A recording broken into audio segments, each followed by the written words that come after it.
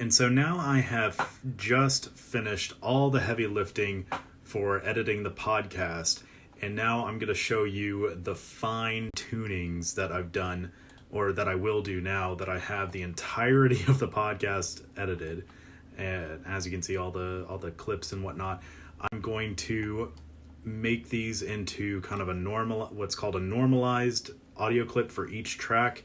And I'm going to I'm going to pull up the action list that I use, because what I'm about to hit is a keystroke combination that performs a whole bunch of actions in one, and I had to set this up myself. And I'll link in the video description down below where I got the inspiration to make this clip. And let me pull it up real quick. If you go up into the actions here and actions list, and this is once again the power of Reaper, is that you can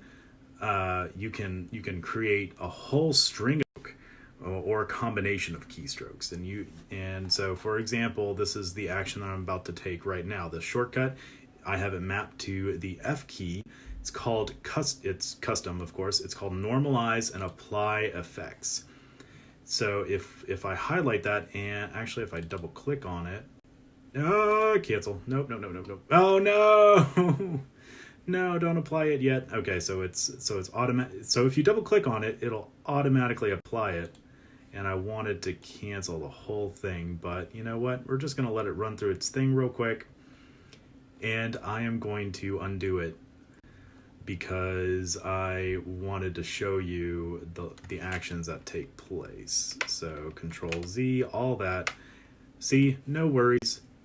Easy two keystroke, Control Z, undo. It undoes all the actions that just happened. So let's try that again, shall we? This next menu, you can see all the different actions that you can apply. I mean, there are a ton here. A lot of these are just built in, and a lot are also added by this extra plugin suite that I've added to Reaper after the fact, as SWS. I can't remember the name of it exactly, but once again, I'll have it linked in the description down below. But basically what happens whenever I hit the the F key on my keyboard, it goes through this string of actions from the top to the bottom that I have on the right-hand side of this menu here. So what's going to happen, I won't go into a deep dive into what each one does, but some key ones that happens is unbypass the effects on a selected track. So if I did have any effects on this track, it would actually apply the effects. And a little bit of cleanup on the class track. As you can see, I may not have lowered the audio envelope on this track too much. So as you can still see some audio levels right here, and get that back in the original position. So I don't want any of this audio, background audio to be on this track. So, but remember also I have ripple editing enabled. I'm going to disable ripple editing because I don't want these tracks to go out of sync. So what I'm going to do is I'm going to preview some of this audio here. And actually and let's see, you can actually hear the difference after I've applied that effect, or that action list, I should say. It's made the tracks a lot louder, and so it's all at the same volume in the effects chain on each track. Now, what are effects?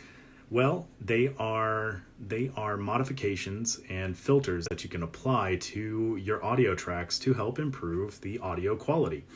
And so I have a couple of pre-selected effects here, and I'm going to start with, I'm going to start with the pastor's special effects. So how you can bring up this effects menu is that each track has an effects button on here, and as you can see, they're showing up red. That means they're disabled right now. We're not applying them yet, but if I click on the effects button there, it'll pop up another menu that shows what effects are on that track, and I'm applying it to the track folder. I'm not applying it to the track itself. So anything I put in that track folder, the effects apply to the apply the effects chain all together, all I have to do is hit this little power button. And as you can see, as I mouse over it, it says FX disabled. I click it. Now we're enabled. And when I hit play again, you'll actually be able to see the audio waveforms passing through this filter in real time, just so you can have a live preview of how your track is being affected by these effects that you're wanting to apply.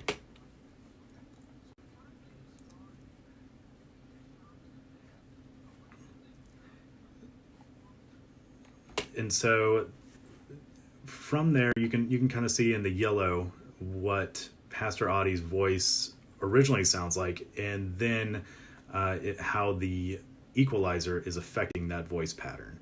And I'm cutting out some of this mid-range here because it gets a little bit too high in some places, and I want to cut that down just a little bit to make it a little bit easier to listen to. One thing to keep in mind when you're adding and removing stuff from the effects chain, the audio signal is processed from the top going down to the bottom. So so if you have a compressor that you're wanting to apply, you probably want to apply that near the end of the effects chain, or it really depends on what you're doing. If you so I have my equalizer here, and I may be boosting some frequencies somewhere.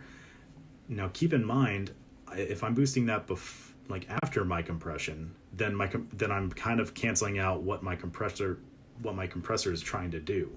If I apply the equalizer before the compressor, then the compressor can actually kick in if need be to help rein back some of those frequencies that may be over boosted, if that makes sense.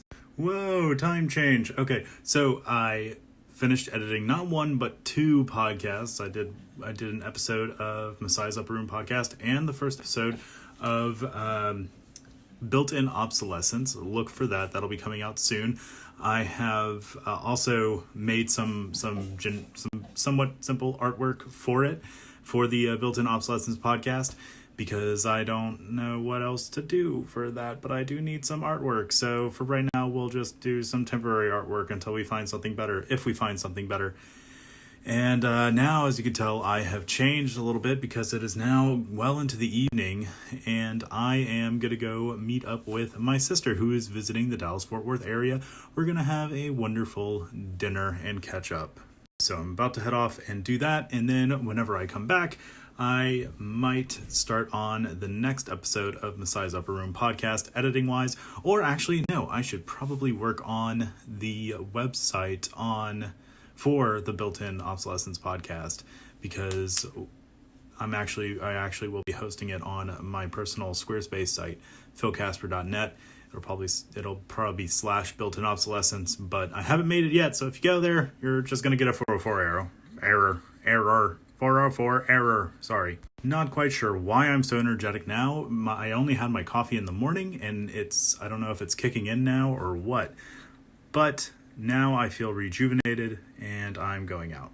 Back at home from a pretty good night out with my sister and my brother-in-law, and of course my wife as well. We had a great seafood dinner at this place called, I think it was the Boiling King Crab.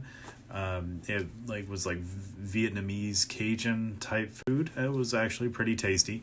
Got to catch up a little bit on one another's lives, and yeah, just had some good sibling bonding time for the night before just calling it.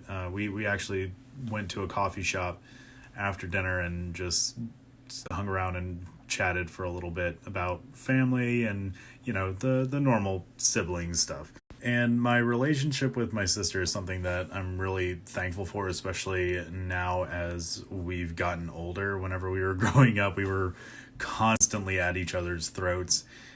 But then around the time that I was hitting puberty, I guess, becoming a teenager, learning to drive and whatnot, we started to be like, oh, you're actually another human being and you're pretty cool. All right, cool. I guess I'm not mad at you anymore, or I won't, pull your hair or throw any punches. fight and bicker in that way with you anymore. And so as time progressed, so our relationship matured, and we have some pretty good conversations, and I'm very thankful to have her as a sister, and we're able to talk about quite a few different things and have some really deep discussions from time to time. And I'm thankful for her. I'm really glad they were able to make their way up here. It was kind of impromptu, last minute decision on their part, and they wanted to see if we were available, and hey, we were. And but now unfortunately they'll have to go back home tomorrow, and I'm a little wired from the coffee, but at the same time I'm also tired. So, and I gotta wake up early in the morning anyway to get ready for church and set up for the podcast. Yet another day setting up for the podcast. I'm excited actually to continue on because that just means I get to get one more week ahead, and I may edit the next episode tomorrow, or I'm either going to do that or finally get the web page up and running for the Built-in Obsolescence podcast. So look forward to that. But with that, for now, I'm going to call it a night. I bid you a good night or a good morning if you're seeing this tomorrow, before this expires on Snapchat. But once again, this will always be up on my YouTube account. And actually, I did like a little audit on my YouTube account. I need to change my name to make it a little bit more easily searchable, I guess, because right now it's my full name instead of my nickname, which is just Phil Casper. So I'm gonna try and see what I can do to spruce up the SEO searchability of my personal YouTube page. But if you have any suggestions, anything you want to know about going on in my day-to-day, feel free to ask me. Either hit me up on Snapchat or on Twitter or Facebook, YouTube, even in the comments down below. I'm kind of an open book when it comes to sharing stuff on the vlog nowadays. I'd love to make this a conversation of some sorts with whomever is watching right now. So thank you very much for watching, and I do hope you have a good night.